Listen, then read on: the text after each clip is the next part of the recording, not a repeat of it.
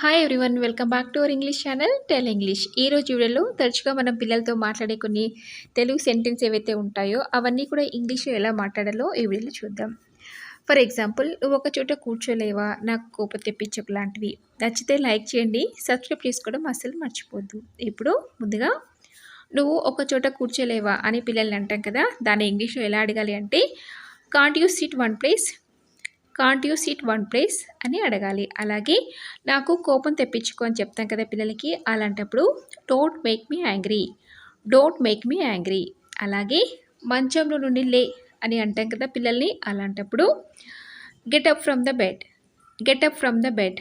అలాగే తమాషా చేయడం ఆపు, పిల్లలు చాలామంది ఆట పట్టిస్తుంటారు కదా, అలాంటప్పుడు stop kidding, stop kidding, stop kidding అని చెప్పాలి. అలాగే త్వరగా రెడీ అవ్వు అని పిల్లలతో ఇంగ్లీష్లో చెప్పడానికి get ready soon, get ready soon అని చెప్పాలి. అలాగే జుట్టు సరిగా తుడుచుకో అని ఇంగ్లీష్లో చెప్పడానికి wipe your hair properly, wipe your hair properly.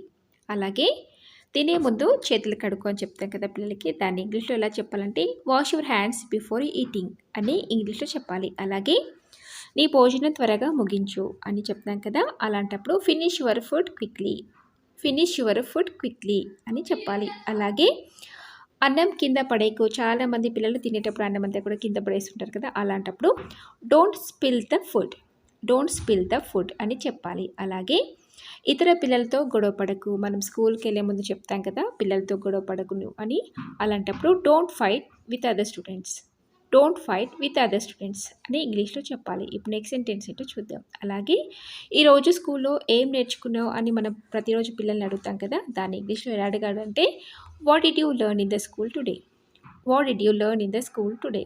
అలాగే నువ్వు నా మాట వింటలేవు అని పిల్లల్ని చాలాసార్లు మనం అంటాం కదా, అలాంటప్పుడు you didn't legion to me లేదా you don't legion to me అని కూడా అనొచ్చు. అలాగే కాళ్ళు ఊపకు, చాలామంది పేరెంట్స్కి పిల్లల కాళ్ళు ఊపితే కోపం వచ్చేసింది కదా, అలాంటప్పుడు don't swing your legs, don't swing your legs, swing అంటే ఊపడం. అలాగే బయటికి వెళ్దాం పదా అని ఇంగ్లీష్లో చెప్పడానికి let's go out side, let's go out side. అలాగే నన్ను ఇబ్బంది పెట్టకు అని ఇంగ్లీష్లో చెప్పడానికి don't bother me, don't bother me.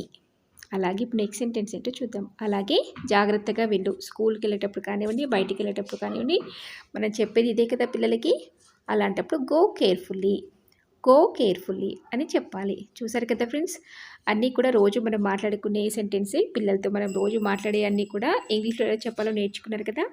ఈ వీడియో మీకు నచ్చితే తప్పకుండా ఒక లైక్ చేయండి, మీ ఫ్రెండ్స్కి షేర్ చేయండి. ఇలాంటి మరెన్నో వీడియోస్ కోసం ఛానల్ని సబ్స్క్రైబ్ చేసుకోవడం అస్సలు మర్చిపోవద్దు. మరొక యూస్ఫుల్ వీడియోతో మేము ఉంటాను. Thank you for watching.